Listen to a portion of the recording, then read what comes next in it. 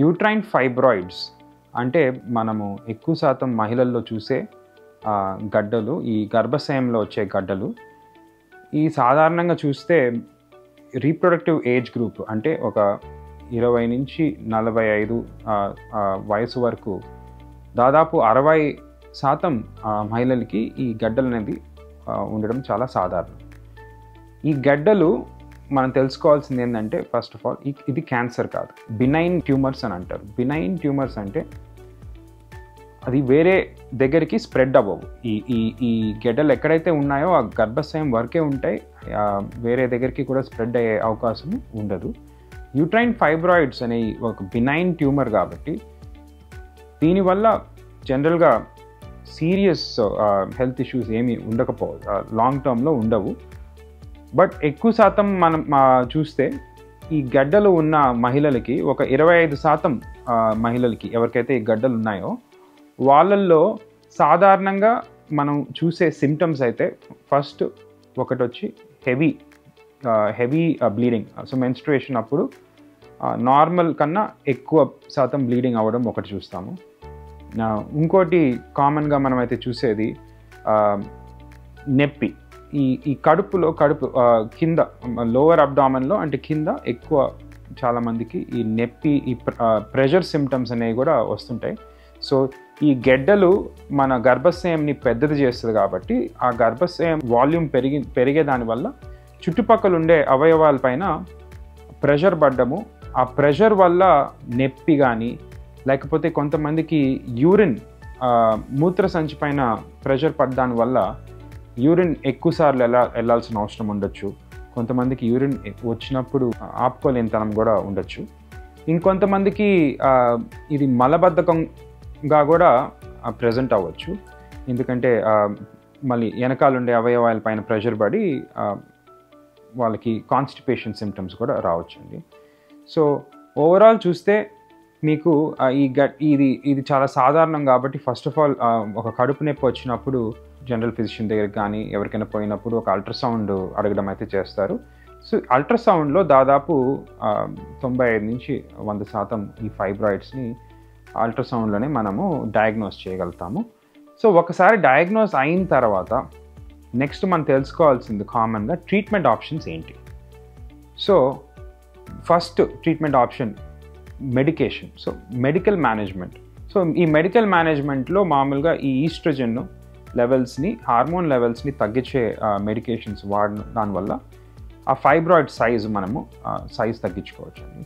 But ఈ medications జనరల్గా 3 నుంచి 6 నెలల వరకే వాడగలుగుతాము. దానికన్నా ఎక్కువ వాడితే మళ్ళీ సైడ్ ఎఫెక్ట్స్ వస్తాయి కాబట్టి దానికి ఒక లిమిటేషన్ ఉంటుంది ఈ మెడికల్ మేనేజ్మెంట్కి.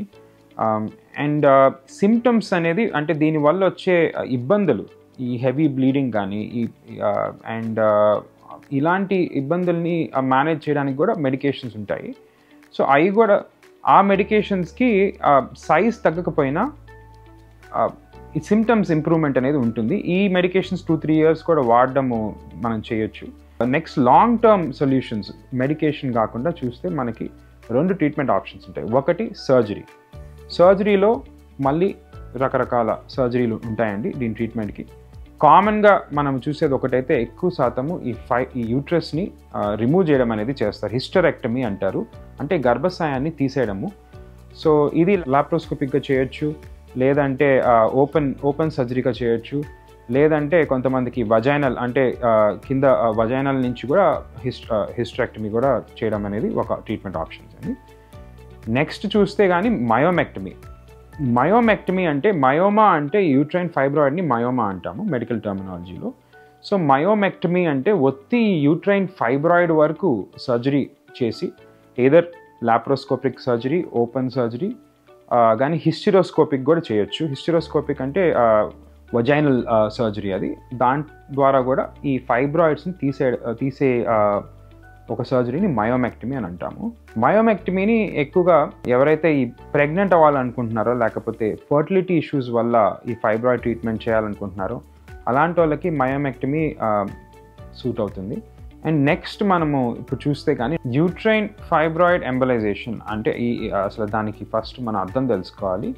ఎంబలైజేషన్ అంటే ఈ రక్తనాళాలు మన బాడీలో ఉండే రక్తనాళాలు, ఈ యూట్రస్ కానీ గర్భాశయం కూడా వెళ్ళే రక్తనాళాల ద్వారా మనము ఒక చిన్న కెథీటర్, ఒక పిన్ హోల్తో చేతి నుంచి కానీ మన తొడ నుంచి కానీ ఒక చిన్న పిన్ హోల్తో లోకల్ అనస్థీషియాలో ఒక కెథీటర్ అనే ఒక చిన్న పైప్ లాగా ఒక డివైస్ ఉంటుంది. దాన్ని ఇమేజింగ్లో చూస్తా అండర్ ఫ్లూరోస్కోపిక్ గైడెన్స్.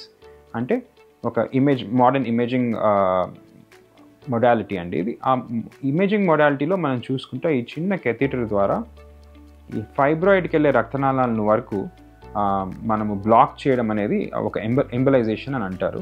సో ఎంబలైజేషన్ అనేది ఒక పిన్ హోల్తో లోకల్ అనస్థీషియాలో చేస్తాం కాబట్టి, without general anaesthesia, without spinal anaesthesia చేస్తాం కాబట్టి జనరల్గా ఈ ప్రొసీజర్లో రికవరీ టైము అండ్ రిస్క్స్ చాలా తక్కువ ఉంటాయి.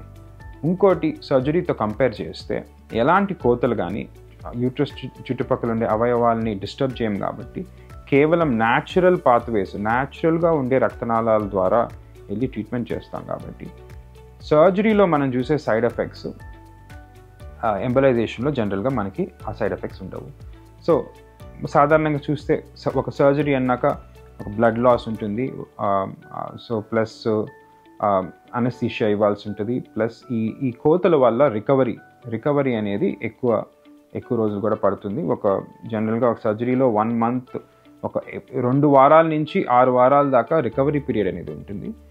మనం అదే కానీ యూట్రైన్ ఫైబ్రాయిడ్ ఎంబలైజేషన్లో చూస్తే కంప్లీట్ రికవరీ వారం కన్నా తక్కువలో అయిపోతుందండి. ఇంకోటి మనం తెలుసుకోవాల్సింది, ఈ గర్భాశయాన్ని తీసేస్తే దానివల్ల వచ్చే ఇబ్బందులు, లాంగ్ టర్మ్ సైడ్ ఎఫెక్ట్స్ ఏముంటాయి. గర్భాశయము తీసేసిన దానివలన ఆ మహిళలు రకరకాల ఇబ్బందులు ఎదుర్కొనే అవకాశం అయితే ఉంటుంది. సో ఈ ఇబ్బందుల గురించి మనం ఫస్ట్ కొంచెం తెలుసుకోవాలండి. సో ఈ గర్భాశయం తీసేసిన దానివల్ల సాధారణంగా ఒక 3 నుంచి 5% మహిళలకి ఒక 5 ఏళ్ళ లోపల కానీ, ఒక 5 నుంచి 10 ఏళ్ళ లోపల కానీ కింద పెల్విక్ ఫ్లోర్ అని అంటాము. పెల్విక్ ఫ్లోర్ అంటే మనకి కడుపు కింద ఉండే ఏరియా అండి. ఆ పెల్విక్ ఫ్లోర్ వీక్నెస్ అనేది చాలామందికి చూస్తుంటాము. సో దానివల్ల మహిళలు చాలా ఇబ్బందులు ఎదుర్కొని మళ్ళీ ఇంకో సెకండ్ సర్జరీ కూడా వెళ్ళాల్సిన అవసరం కూడా ఉండొచ్చు.